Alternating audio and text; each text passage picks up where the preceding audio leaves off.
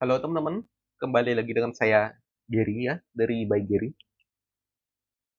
Dan kali ini kita udah masuk chapter 13 teman-teman, dari Gary's Art of Accounting Basics. Di mana judul chapter ya, kali ini adalah Audit Kasus 1 dari Minsan Bitcoin. Ini adalah lanjutan ya teman-teman, dari kasus 1 yang kemarin di-upload. Ini gunanya adalah untuk membedah seluruh kesalahan yang sengaja saya lakukan ya, di chapter 12. Ini memang sengaja saya lakukan karena memang anak-anak yang baru belajar akuntansi kurang lebih pencatatannya akan seperti itu teman-teman. Jadi memang saya sengaja membuat kesalahan tersebut biar teman-teman bisa melihat oh cara catatnya logikanya biasa kayak gini kan. Nah ternyata logika yang kalian pakai itu salah gitu teman-teman ya. Jadi di chapter ke-13 saya akan mengkoreksi seluruh kesalahan di chapter 12 ya teman-teman ya. Ini kemarin sudah saya singgung juga di chapter 12 bahwa akan ada chapter auditnya teman-teman ya. Kita masuk ke apa itu audit. Dalam konteks akuntansi ya teman-teman, audit adalah kegiatan untuk memeriksa data yang disajikan dan disusun oleh tim accounting teman-teman. Dengan berpanduan pada kebenaran transaksi dan standar akuntansi yang ada. Oke.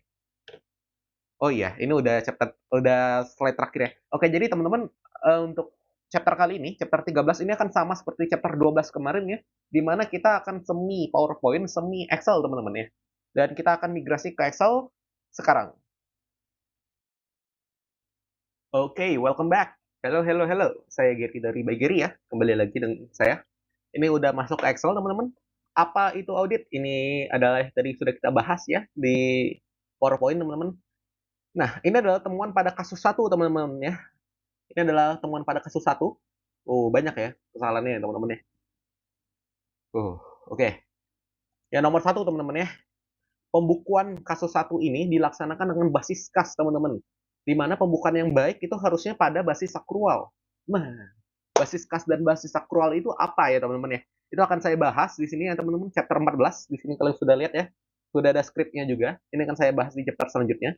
Untuk sementara bisa di-enjoy dulu ya teman-teman. Memang akuntansi itu ilmu yang memiliki koneksi dari materi A, B, C hingga Z itu semuanya berkoneksi teman-teman. Jadi saat melakukan praktik akuntansi, mau melakukan Z harus mempertimbangkan A, B, C. Mau melakukan C harus mempertimbangkan X, Y, Z. Nah, gitu teman-teman. Jadi memang dia ngeling ya, teman-teman. Memang ini adalah ilmu yang kolektif di mana teman-teman harus tahu semua dulu, baru teman-teman bisa melihat benangnya, teman-teman. Benang dari ilmu akuntansi itu sendiri. Jadi teman-teman harus stay semangat ya, tetap semangat untuk belajar akuntansi, teman-teman. Karena memang ilmunya itu terpecah-pecah, di mana semua ilmu yang terpecah-pecah saat digunakan itu semuanya mau digabungkan, teman-teman. Memang harus belajarnya banyak ya. Oke, yang kedua teman-teman ya, pembukuan dilaksanakan ya dengan akun yang terlalu sedikit sehingga memerlukan pencatatan lebih rinci ya secara terpisah. Nah, jadi kemarin itu teman-teman kalau kalian lihat ya di kasus 1 chapter 12 ya teman-teman. Akunnya terlalu dikit teman-teman. Ini ada kas ya, persediaan, peralatan, perabotan, modal. Oh, 5 aja teman-teman ya. Nah, maksudnya dari poin kedua dari catatan audit tadi adalah untuk akun yang seperti persediaan teman-teman, peralatan juga teman-teman ya. Jadi peralatan ini kalau teman-teman perhatikan ya, di dalam peralatan ini kan ada peralatan dapur. Nah, kemudian ada mesin kasir ya, di mana peralatan dapur ini adalah bagian dari departemen penjualan dari bagian belakang ya teman-teman dalam produksi dari barang atau jasa yang mau dijual oleh instan Bitcoin ya. Dia masuknya ke biaya pokok penjualan, jadi harusnya asetnya juga dipisah aja biar lebih rinci ya teman-teman. Jadi memang dia bagian dapur ya, peralatan bagian dapur. Nanti ada lagi mesin kasir. Mesin kasir ini adalah peralatan dari penjualan teman-teman ya. Ini adalah biaya penjualan. Jadi dia harusnya memiliki satu akunnya sendiri ya teman-teman. Dan untuk peralatan kantor juga ya teman-teman, dia juga deserve ya, dia juga boleh memiliki akunnya sendiri. Jadi peralatan kantor karena ini adalah bagian dari administrasi dan umum teman-teman. Tapi teman-teman juga boleh ya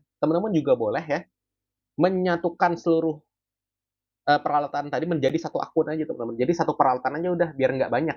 Nah, cuma dengan catatannya apabila teman-teman menggunakan satu akun saja, cuma satu peralatan saja nih akunnya, teman-teman harus memiliki catatan lebih detail teman-teman ya. Ini adalah contoh catatannya ya, saya udah taruh di bawah. Nih, akun peralatan itu isinya ada nama aset ya teman-teman ya. Peralatan dapur, nilai perolehannya berapa, mesin kasir, peralatan kantor, nah totalnya berapa, apakah sama atau tidak gitu ya teman-teman ya. Nah, kemudian hal yang sama juga terjadi di persediaan ya teman-teman. Ini persediaan sebenarnya boleh dipisah ya. Persediaan instannya boleh dipisah menjadi akunnya sendiri, persediaan perlengkapan dapur dan perlengkapan bersih-bersih boleh dipisah.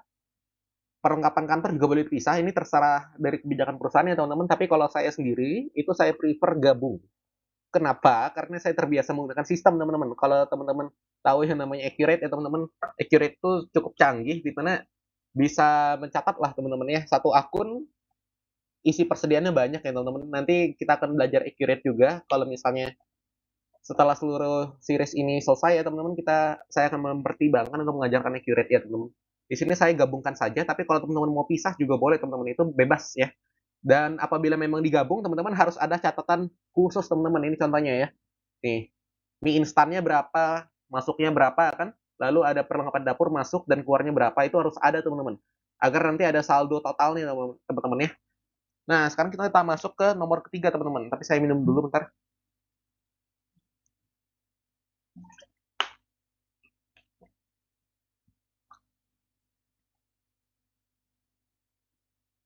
Oke, video kali ini akan agak panjang ya teman-teman, sedikit panjang, mungkin 20 menitan atau hmm, semoga 25 menit maksimal ya teman-teman ya. Karena ini banyak nih bahas. Nah, sekarang ini nomor ketiga ya teman-teman, nilai persediaan ya pada akhir Januari 2024 dan akhir Februari itu disajikan pada angka yang terlalu besar teman-teman. Nah, jadi angkanya salah ya. Mengapa bisa demikian teman-teman? Kalau teman-teman pikir baik-baik ya sebenarnya barang kalau dibeli kan pasti dipakai teman-teman.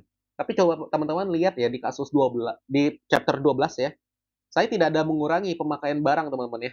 Nah, ini adalah kesalahan yang umum juga terjadi di pemula ya teman-teman. Ini jangan sampai terjadi ya karena saya sudah tunjukkan ini salah dan teman-teman harus sangat hati-hati dalam penyajian persediaan teman-teman. Karena persediaan apabila sudah dipakai, dia harus menjadi beban teman-teman. Atau apabila persediaan tersebut digunakan untuk membuat persediaan lain, maka dia boleh menjadi bagian dari perolehan persediaan lain teman-teman. Tapi itu kita bahas lebih ke manufaktur ya teman-teman. Kita stay yang basic aja. Apabila ya persediaan sudah digunakan, maka dia harus menjadi beban ya teman-teman ya. Nah, karena ada kesalahan di penyajian persediaan, ini berdampak ya ke penyajian nilai persediaan di laporan posisi keuangan ya. Lalu ada dampak juga ke jumlah aset lancar di posisi keuangan. Modal juga salah karena biaya pokok pendapatannya salah teman-teman. Jadi misal nih teman-teman, ini banyak ya yang salah sebenarnya, saya kurang tambahin ya. Bentar, kita tambahin lagi. Eh, Perlengkapan kantor, terus apa lagi ya? Saya lupa. Bentar. Beban perlengkapan kantor, perlengkapan bersih-bersih, perlengkapan dapur, teman-teman. Banyak salahnya, teman-teman. Beban perlengkapan dapur, bersih-bersih, biaya perlengkapan dapur. Nah, jadi salahnya itu banyak ya, teman-teman. Cuman gara-gara persediaan tidak diperhatikan dengan teliti, teman-teman ya. Nah, kemudian teman-teman ya, di sini ada nomor 4, di mana peralatan dan perabotan itu tidak disusutkan, teman-teman. Nah, susutkan itu apa artinya ya, teman-teman ya? Jadi dalam akuntansi itu kita mengenal konsep di mana barang ya, misalnya laptop ya, teman-teman ya. Laptop ini misal nilainya 4 juta, teman-teman. Nah, laptop biasanya memiliki umur, teman-teman. Mungkin dalam 4 tahun laptopnya udah lambat, udah lemot ya, teman-teman, udah nggak layak pakai ya. Jadi umurnya memang cuma 4 tahun. Yang mana artinya ya, apabila kita membeli laptop senilai 4 juta dan umurnya 4 tahun, setiap 1 tahun nilainya menurun teman-teman 1 juta teman-teman ya. Nah turun 1 juta, turun 1 juta, turun 1 juta sehingga empat tahunnya lewat teman-teman dan nilainya udah 0 rupiah ya teman-teman ya. Nah ini adalah salah satu metode penyusutan yang namanya garis lurus. Nanti kita akan membahas metode penyusutan itu ada banyak ya teman-teman. Ada 6 teman-teman ya. Pertama ada garis lurus, lalu ada saldo menurun ganda, lalu ada saldo menurun yang tunggal ya, yaitu menggunakan akar-akar dia perhitungannya. Kemudian ada jumlah angka tahun, lalu ada satuan unit produksi dan satuan jam teman-teman. Itu nanti akan kita bahas lebih dalam di mungkin chapter 20 atau chapter 30 atau di series yang lebih detail lagi untuk akuntansinya teman-teman karena ini dasar akuntansi. Oke, kita masuk ya, ini ada penyusutan, kita hitungnya gampang aja pakai garis lurus dengan logika yang gampang ya teman-teman. Misal ya, ini saya langsung lompat aja ke sini. Misal teman-teman punya mesin kasir nilainya 2 juta ya teman-teman, umurnya 4 tahun ya. Nah, berarti kalau misalnya ada mesin kasir ya 2 juta, umurnya 4 tahun, berarti kan satu tahunnya itu adalah 2 juta dibagi 4 teman-teman. Atau nilainya itu adalah 500 ribu ya. Nah, 500 ribu ini kan setahun. Kalau 1 bulan berarti bagi 12 bulan dapatnya 41667 teman-teman. 41 ribu itu terpakai setiap bulannya ya. Nah, itu adalah konsep dari penyusutan. Nah, karena penyusutan tidak dicatat di sini, di chapter 12 kemarin, ada kesalahan di penyajiannya, jumlah set tidak lancar di laporan posisi keuangan, salah juga di nilai modal karena biaya pokok pendapatannya salah, teman-teman. Beban administrasi umum dan beban penjualan pemasarannya pun salah ya, teman-teman ya. Nah, sekarang kita masuk lagi ya ke beban gaji, teman-teman. Nah, karena tadi kita udah bahas juga nih, sini penggunaannya basis kas dan bukan basis akrual, kita ada salah mencatat gaji staf admin dan staf dapur, teman-teman ya. Nah, kenapa bisa salah ya, teman-teman? Coba teman-teman lihat di chapter 12 ya, teman-teman. Di sini ada beban gaji nih, teman-teman ya. Tuan Andi membayar gaji Januari 2024 ya. Staf admin 3,5 juta dan staf dapur 5 juta ya. Ini Januari, teman-teman, gaji Januari. Nah, tapi modalnya berkurang di Februari, teman-teman. Ini adalah kesalahan pemula ya, biasanya di dalam akuntansi, teman-teman.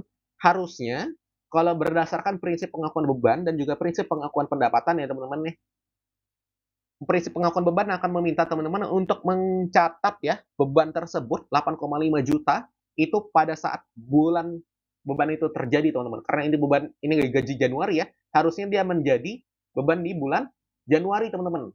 Nah, jadi harusnya muncul minus modal lah 8,5 juta di sini, kemudian muncul utang gaji 8,5 juta, teman-teman. Nanti kita akan berikan contohnya ya di chapter ke-13 ini ya, teman-teman. Nah, kemudian ada sewa ya, teman-teman. Ini juga salah, teman-teman. Sewa ini yang harusnya diakuin ya pelan-pelan 1 juta 1 bulan, tapi langsung diakuin 6 juta ya, teman-teman, saat pembayaran. Di sini coba kita lihat nih chapter 12 ya. Tanggal 1 ya, bulan 1, dia bayar 6 juta untuk 6 bulan ya. Dia langsung mengurangi ekuitas 6 juta. Padahal harusnya cuma boleh 1 juta, teman-teman. 5 jutanya itu nanti dicatat karena akun yang namanya sewa dibayar di muka, teman-teman. Tapi nanti kita akan bahas lagi ya lebih lanjut di video kali ini ya. Kita lanjut dulu peralatan kantor ya. Ada kesalahan hitung, teman-teman, yang tidak sesuai dengan prinsip biaya historis, teman-teman. Nah, ini akan menjadi pembahasan kita di chapter 16 atau chapter 17 ya, teman-teman. Saya lupa, nanti kita cek. Nah, ini bakal kita bahas ya, teman-teman. Apa itu prinsip biaya historis dan mengapa ini salah ya, teman-teman ya. Ini kesalahannya adalah di sini, teman-teman. Jadi, kita ada ngebeli nih peralatan kantor yang 4,2 juta ya, teman-teman, dan membayar biaya antar ya, peralatan kantor 300.000 biar bisa nyampe ke tempat kita. Nah, itu secara prinsip biaya historis harusnya nilai peralatan kantor yang kita akuin adalah 4,5 juta, teman-teman. Jadi peralatan ini harusnya 4,5 juta, ekuitas itu 0, teman-teman, tidak ada berkurang ya. Nah, itu ada kesalahannya. Kemudian ya, teman-teman, ini adalah hasil pemeriksaan persediaannya ya, pemeriksaan fisik. Ini adalah rincian dari masing-masing persediaan ya. Mie instan tanggal 2 masuk 8,5 juta, perlengkapan dapur 1 juta, dan sekian-sekian. Tanggal 31 ya, tanggal 31 dilakukan pemeriksaan fisik persediaan ya. Nah, ternyata sisanya tuh 3 juta. Kalau misalnya masuknya 8,5 juta ya, kalau mau dibikin 3 juta ya dikurangin 5,5 juta, teman-teman. Nah, sama halnya di sini kan kita ada masuk juga perlengkapan dapur 1 juta. Saldo fisik yang berdasarkan pemeriksaan itu 400.000, teman-teman. Nah, berarti kan harus dikurangi 600.000 dan sekian-sekian kita lanjutkan sampai perlengkapan kantor ya, teman-teman ya. Nah, ini juga terjadi di bulan Februari ya, teman-teman ya. Lihat saldo awal dibeli, kemudian ada penyesuaian pemeriksaan fisik persediaan, teman-teman. Nah, di sini ada pemeriksaan untuk penyusutan ya, teman-teman ya. Ini adalah isi dari akun peralatan ya, teman. Ini yang tadi saya bilang ada alat bantu. Kalau misalnya akunnya mau dibikin simpel ya, teman-teman. Nih, ini adalah nilai perolehannya, teman-teman. 4,5 juta ya. Untuk peralatan kantor, mesin kasir 2 juta, peralatan dapur 5 juta, teman-teman. Penyusutan 1 bulannya itu dihitung dengan cara nilai perolehan dibagi umur aset ya, lalu dibagi 12 bulan, teman-teman. Nah, ini adalah 1 bulannya ya. Ini juga hal yang sama berlaku di perabotan, teman-teman. Kita langsung masuk ke transaksinya. Saya minum dulu ya.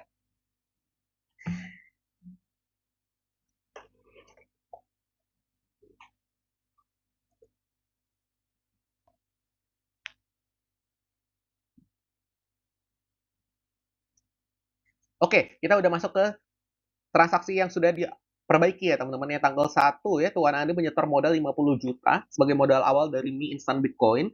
Nah, ini catatnya masih sama ya, kas dan modal bertambah 50 juta. Lalu ada tanggal 1 lagi, keluar 6 juta untuk sewa 6 bulan, teman-teman. Nah, ini perbedaannya, teman-teman ya. Jadi di sini ya, kasnya berkurang 6 juta, kemudian saya mengakui adanya sewa dibayar di muka, teman-teman. Nah, sewa dibayar di muka ini apa ya, teman-teman ya? Nanti kita akan bahas lebih dalam di beberapa chapter ke depan ya, teman-teman. Tapi di sini saya akan menjelaskan secara sederhana ya, sewa dibayar di muka adalah sewa apa ya, uang yang telah kita bayar untuk sebuah sewa nih, teman-teman. Tapi sewanya ini belum terjadi, teman-teman. Dalam artian kita kan bayar 6 juta. Nah, ini 6 juta bakal habis dalam 6 bulan, teman-teman. Jadi kita harus akuin dulu sebagai aset. Asetnya ini adalah hak atas sewa yang tidak berwujud ya. Ini aset tidak berwujud berupa hak atas sewa, teman-teman ya. 6 juta dan ini akan dikurangi 1 juta setiap bulannya. Ini ada nih di baris yang ini dikurangi 1 juta ya, teman-teman. Atas penyesuaian sewa sisa 5 bulan, teman-teman. Nah, sekarang kita masuk lagi di tanggal 2 ya, teman-teman. Kita ada ngebeli peralatan dapur. Ini masih sama seperti yang sebelumnya ya, teman-teman. Lalu ada persediaan mie instan, perlengkapan dapur lagi juga ini sama ya, teman-teman. Lalu ada ya di sini pembelian ya, perlengkapan kantor 500.000 dan peralatan kantor 4,2 juta dan ada biaya antar pas peralatan kantornya 300.000, teman-teman. Ini yang tadi saya bilang penyajian nilai perolehan itu salah, teman-teman, tidak sesuai biaya historis. Nah, yang benar adalah harusnya ya berkurang 5 juta ya 300, lalu bertambah 500.000 di persediaan dan peralatan itu 4,5 juta, teman-teman. Jadi peralatannya itu adalah 4,2 ditambah 0,3 ya, teman-teman. 4,2 4 juta 200.000 ditambah 300.000, teman-teman ya. Jadi 4.500.000. Sekarang kita masuk lagi di tanggal 3 ya, teman-teman ya. Tanggal 3, Tuan Andi membayar influencer untuk promosi tempatnya senilai 3 juta ya, teman-teman ya. Kas berkurang 3 juta dan modal berkurang 3 juta masih sama. Tuan Andi menerima hasil penjualan ini masih sama ya, kas dan modal bertambah 15 juta. Kemudian ya ada penyesuaian sewa, teman-teman. Nah, ini adalah penyesuaian sewa yang tadi saya sempat singgung ya, teman-teman. Sewa dibayar muka yang 6 juta ini akan dikurangi 1 juta setiap bulan ya, teman-teman ya. Jadi berkurang selama 6 bulan ya. Di sini ini adalah bulan pertama, jadi baru dikurangi 1 juta ya, teman-teman ya. Dan saldo akhirnya adalah 5 juta karena ada 5 bulan lagi ya, teman-teman ya. Nah, di sini baru boleh diakuin, teman-teman, ada modal yang berkurang 1 juta, teman-teman ya. Ini berbeda dengan yang tadi ya, teman-teman, yang chapter 12 itu langsung kurang 6 juta. Nah, itu tidak boleh, teman-teman, karena beban sewanya baru terjadi 1 juta ya, teman-teman ya. 1 juta. Kemudian ya, ada penyusunan persediaan ya, teman-teman. Ini tadi ada tabelnya, teman-teman, di sini, di sisi sini ya. Nih, ini di tanggal 31 ya, tanggal 31 bulan Januari ya. Setelah dicek pemeriksaan fisik persediaan, jumlah persediaan dipakai itu ada 5,5 mie instan, perlengkapan dapur 500, perlengkapan bersih-bersih, perlengkapan kantor yang nanti setelah ditotalin 4 komponen ini berkuranglah 6,45 juta, teman-teman. 6.450.000. Nih, di sini berkurangnya 6.450.000 dan sisanya adalah 4.050.000. Di sini juga 4.050.000. Berarti udah cocok ya, teman-teman ya. Nah, karena barangnya udah dipakai, maka berkuranglah modal ya, karena ini menjadi beban, teman-teman ya. Kemudian ada penyesuaian gaji Januari 2024 yang tadi saya sempat singgung juga di sini. Ini adalah sheet yang chapter 12 ya, teman-teman. Ini ada kesalahan di sini ini, teman-teman. Tuan Andi membayar gaji Januari, malah dicatat pengeluaran modalnya itu di bulan Februari, teman-teman. Nah, jadi harusnya itu dicatat seperti ini, modal berkurang ya di bulan Januari, kemudian muncul utang gaji, teman-teman ya, 8,5 juta di bulan Januari, teman-teman ya. Nah, penyusutan gaji Januari 2024. Di sini kita ada penyusutan ya, teman-teman. Nah, jadi peralatan ini nilainya susut, teman-teman. Jadi minus ya, teman-teman. Di sini minus ya. Ini tadi sempat saya singgung juga, bahwa dalam akuntansi ada konsep namanya penyusutan.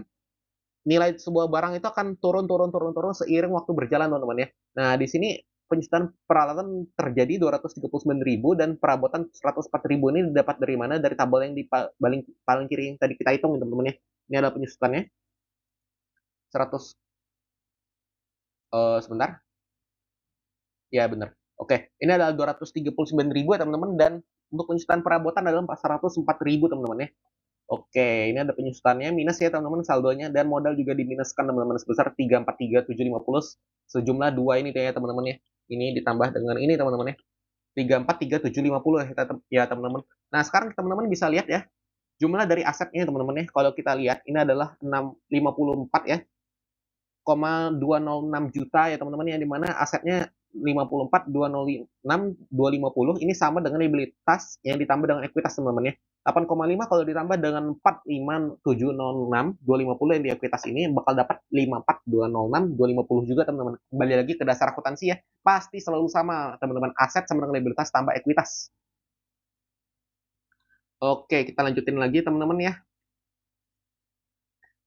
ke laporan laba rugi, teman-teman. Untuk periode Januari ya, ini multiple step, teman-teman ya.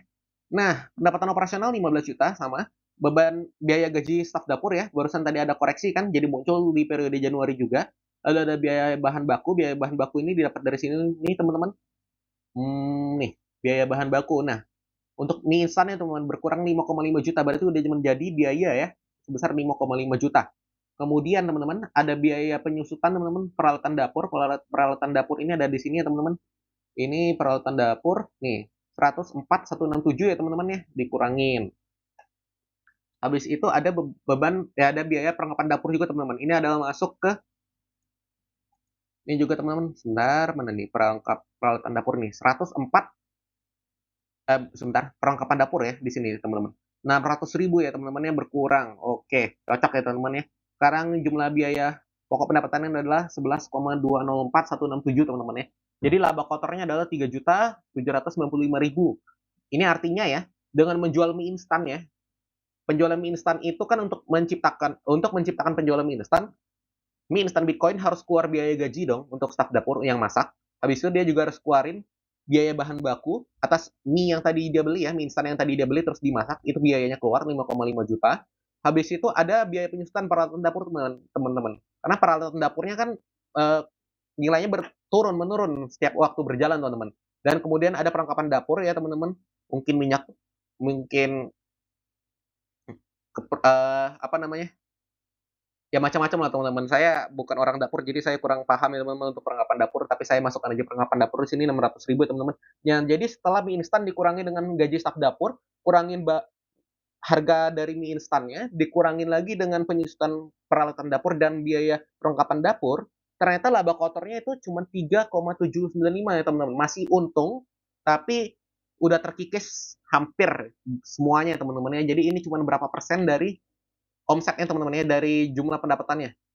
Nih, cuman 25% ya teman-teman ya dari jumlah pendapatannya teman-teman yang menjadi keuntungan. Oke, sekarang kita masuk ke beban penjualan dan pemasaran teman-teman ya. Di sini ada beban sewa. Ini adalah untuk sewa tempat jualannya teman-teman yang tadi. Karena dia harus sewa tempat untuk bisa jualan ya. Lalu ada beban penyusutan mesin kasir ya teman-teman, itu didapat dari sisi kiri tadi. Penyusutan perabotan juga teman-teman ya. Ini mesin kasir dan ini adalah penyusutan perabotan ya. Nah, di sini juga ada peralatan kantor untuk beban administrasi dan umum ya. Oke. Nih, ini kemudian ada perlengkapan bersih-bersih dan beban iklan. Beban iklan yang influencer tadi, untuk perlengkapan bersih-bersih juga didapat dari sini teman-teman. 300.000 ya. Kemudian beban gaji staf admin 3,5. Ada penyusutan peralatan kantor yang tadi sudah saya tunjukkan dan perlengkapan kantor juga di tempat yang sama teman-teman di sini teman-teman. 50.000 berkurang ya. Oke. Nah, ternyata teman-teman setelah jumlah-jumlah ini teman-teman, rugi teman-teman ya. Mie instan Bitcoin malah rugi 4,2 juta. Padahal ya, kalau di pencatatan di chapter 12 itu kita menghasilkan untung teman-teman. Nah, ini berbahayanya apabila pencatatan itu salah ya teman-teman ya. Ternyata setelah ditelaah, rugi teman-teman ya. Ini sangat-sangat berbahaya apabila Tuan Andi melihat, oh untung, dia malah ekspansi usaha, dia tidak membenahi cost, membenahi harga jual. Lama-lama mie instannya pasti bangkrut teman-teman. Jadi dia harus benar-benar hati-hati ya teman-teman ya. Ini saya salah buka. Ya sudah, ini spoiler ya teman-teman. Ini adalah hasil koreksinya teman-teman ya, bulan Januari ya. Ternyata rugi. Nah, perubahan ekuitasnya juga berubah teman-teman. Yang tadi isinya ada 2 ya teman-teman, untuk penambah ada suara bersih ya. Menjadi penambah cuma 50 juta dan ada rugi bersih 4,2 juta teman-teman. Saldo akhirnya jadi 45 juta ya. Nah, kemudian ada lapor posisi keuangan, ini caranya sama ya, tinggal copy paste dari kiri ke kanan ya, dari data yang di sini. Semua data yang di sini, teman-teman, saldo akhir yang ini, di copy paste sebelah ke sebelah, teman-teman. Setelah di copy paste, teman-teman akan melihat bahwa saldonya udah balance ya teman-teman ya. 54 udah setara ya, kanan dan kiri, aktif dan pasifanya. 54, 206, 250, 54, 206, 250 teman-teman. Nah, sekarang kita masuk lagi ke Februari teman-teman ya. Saya minum lagi teman-teman. Karena cukup lelah ya lidah ini.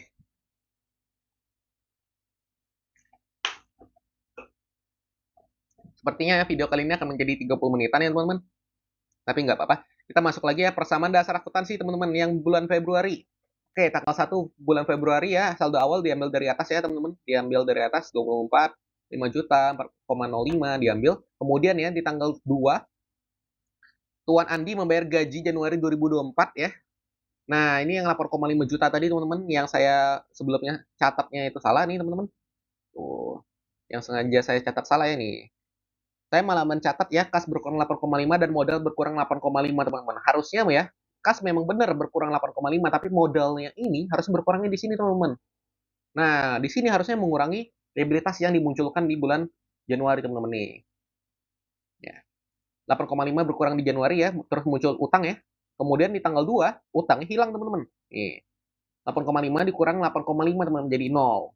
Nah, modalnya berkurang di Januari, teman-teman. Ini adalah catatan yang benar ya, teman-teman ya.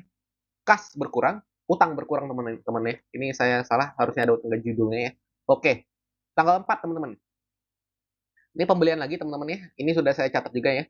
Kas kurang 15 juta, persediaan 15 juta, dan di sini sudah saya rincikan juga 15 jutanya, teman-teman ya. Perlengkapan bersih-bersih nambah 500, perlengkapan dapur mie instan 13,5 ya, teman-teman ya. Oke. Kemudian tanggal 5, teman-teman, membayar influencer lagi untuk promosi tempat ya 3 juta, kas berkurang, modal berkurang ya. Kemudian ada mencatat ya hasil penjualan Februari 2024 20 juta, kas dan modal bertemu 20 juta ya. Kemudian ada penyesuaian yang sama ya dengan yang di atas ya, teman-teman, penyesuaian sewa, persediaan, gaji Januari, gaji di bulan itu sama penyesuaian penyusutan, teman-teman ya. Nah, ini berkurang lagi sewa dibayar mukanya. Yang tadi sisa 5 bulan sekarang sisa 4 bulan ya. Kemudian ada penyesuaian juga persediaan ya atas penggunaan ya di sini. 10,8 juta ya, teman-teman, berkurangnya di total. Nah, kemudian ada jurnal yang sama dengan yang tadi untuk gaji ya, teman-teman ya. Karena karyawannya masih 2 orang itu aja, staf dapur sama staf admin ya. Kemudian ada penyusutan yang sama juga dengan yang di atas, teman-teman ya. Sekarang jumlah asetnya adalah 50 juta ya. 562.500, teman-teman. Nah, nih. 50562.500, teman-teman ya. Aset 5052500. Ini bakal sama dengan liabilitas 8,5 juta ditambah ekuitas 42.662.500. Balik lagi, akuntansi kembali ke dasar ya, teman-teman. Dasar logika akuntansi yang mana aset selalu sama dengan liabilitas ditambah ekuitas, teman-teman ya. Oke, teman-teman, sebelum kita lanjut ya, teman-teman.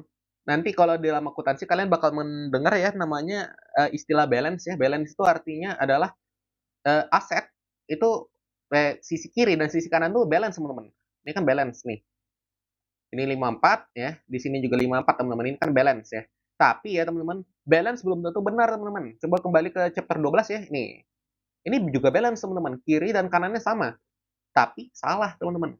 Jadi ingat ya, dalam akuntansi balance atau setara ya, kiri dan kanan itu bisa saja salah, belum tentu benar, teman-teman ya.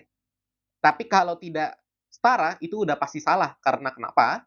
Kalau tidak setara ya, asetnya tidak setara dengan liabilitas diri tambah ekuitas, udah pasti ada salah catat, teman-teman. Karena akuntansi logikanya tidak mungkin salah untuk aset sama dengan liabilitas tambah ekuitas. Kalau misalnya ternyata tidak setara, yang pasti kita yang salah, teman-teman. Nggak mungkin logikanya yang salah ya, teman-teman ya. Saya sendiri juga pernah mengalami, dan saya sadar ya memang itu kita yang salah, teman-teman ya.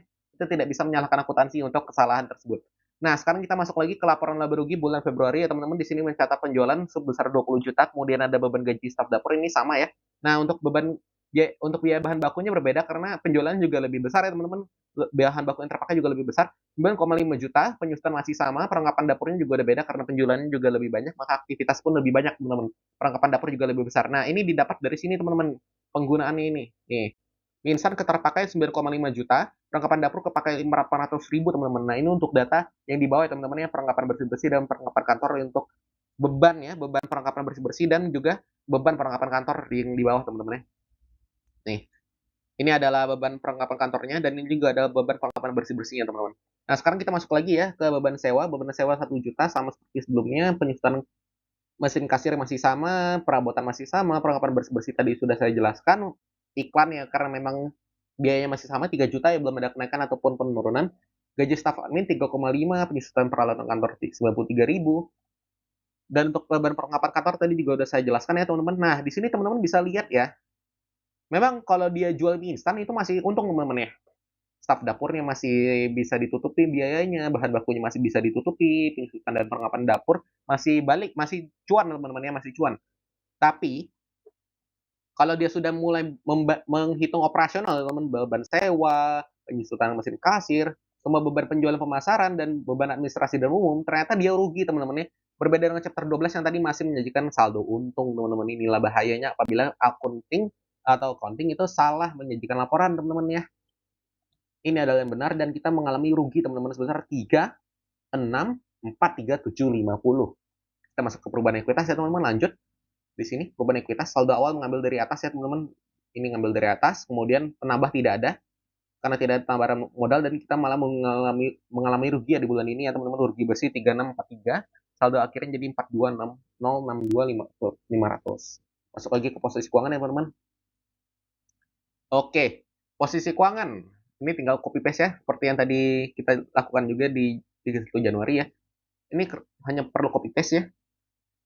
Tapi teman-teman ya, ini sedikit tips and trick perlu diperhatikan ya. Jumlah modal itu pas isi-isi dari ekuitas itu ya, hasilnya harus sama dengan saldo akhir dari perubahan ekuitas teman-teman ya. Di sini kan ekuitas cuma modal. Nah, modalnya harus sama teman-teman. Neraca atau laporan posisi keuangan itu harus sama dengan saldo akhir di perubahan ekuitas untuk akun modalnya teman-teman ya. Laba ditahan kalau ada juga harus sama. Itu harus sama lah intinya teman-teman ya. Saldo akhir dari ekuitas yang ada di laporan perubahan ekuitas sama saldo yang disajikan di ekuitas di laporan posisi keuangan teman-teman, itu harus sama. Kemudian ya, lalu untuk ruginya juga itu harus sama ya teman-teman. Rugi dan laba dari perubahan ekuitas itu harus sama dengan laba ruginya teman-teman ya. Jangan sampai beda teman-teman ya. Apabila beda pasti ada kesalahan teman-teman. Nah, sekian untuk chapter 13 ya teman-teman. Nah, di sini kan banyak nih teman-teman yang saya bilang nih salah. Terus saya akan bahas ya di slide di chapter selanjutnya. Itu ada basis sakral teman-teman. Sebentar, ini ada basis sakral itu chapter 14 ya. Lalu ada penyusutan, ini mungkin di chapter 20-an teman-teman atau 30-an. Untuk yang nomor 5 ini teman-teman, ini adalah prinsip akan dibahas di prinsip pengakuan pendapatan dan beban teman-teman. Ini yang nomor 5, chapter 15 yang saya lagi tunjukin ini, prinsip pengakuan P dan B. Ini adalah pembahasan untuk yang ini teman-teman. Nah, ini juga akan dibahas di prinsip pengakuan pendapatan dan beban ya. Dan yang ini akan dibahas mungkin di chapter 16 atau 17 atau 18, saya sedikit lupa untuk yang ini teman-teman. Nah, kemudian ya, kurang lebih seperti itu aja. Sampai jumpa di chapter ke-14 ya teman-teman. Besok akan diupload ya, seperti biasa. Terima kasih sudah menonton dan sampai jumpa di chapter 14. Teman-teman kalau ada yang mau ditanya bisa chat ke kolom komentar.